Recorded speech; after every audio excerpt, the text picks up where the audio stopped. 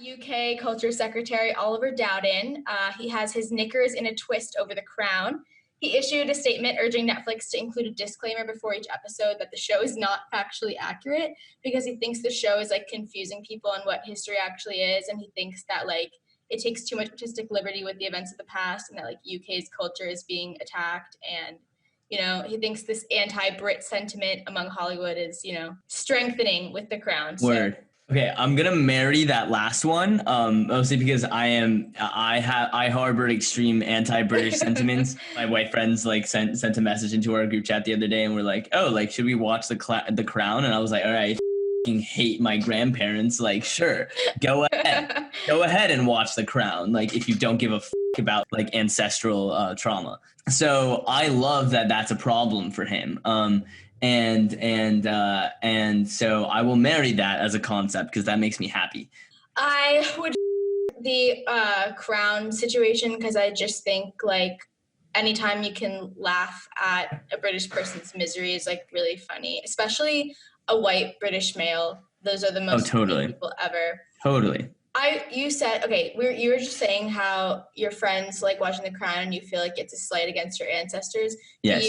Do you have a mother who loves Princess Diana? Oh, I do have a mother that loves Princess Diana. I really do have a mother that loves Princess Diana. I feel like my mom loves Princess Diana less than the average brown mom. Really? But she loves The Crown, and she cannot stop talking about how this actress who plays Princess Diana is doing a really good job at playing Princess Diana. So now it's like, I feel like it's kind of compensating for like what she lacks in Princess Diana. Oh, totally. Yeah, my parents like really like shit like Downton Abbey or whatever, and I'm mine too. And I'm just like, how are you not just like filled with rage? I think maybe because I had to like grow up against like amongst like white people, it just and again, this is a take that I say constantly, but it just feels like such cuckery to me. Yeah. I think that like my parents don't really feel it as much because they didn't have as much distance from it to like really process it. Totally. Whereas like I'm like, they colonized you and they're like, okay, and like that was our whole lives. Like, exactly. It's like, yeah, I know. No, but like my dad loves London and he always goes, and they watch like The Crown, Downton Abbey, they watch all those British people shows. That's like most of what they watch exclusively. Yeah. So I never understand. I think they like think British people are more talented, like they're just born with more talent. Everybody does. I mean, I guess it makes sense. Again, like it's a take of like, if you're gonna like try to like dominate like the entire global whatever, it's like you gotta get something from it, right? If you're not like at least making good TV shows, like what the did you do it for? Yeah. Every problem in the world was created by the British Empire. Like, dude, for real.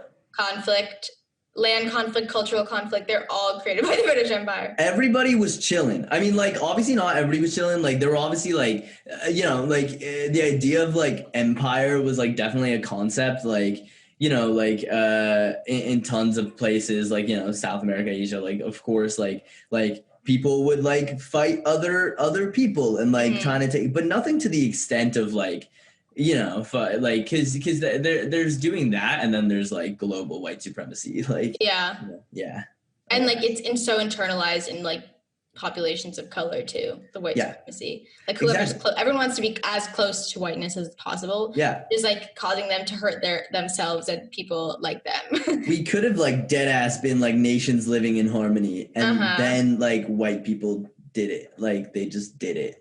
We can blame white people for everything. So. I really think that's true.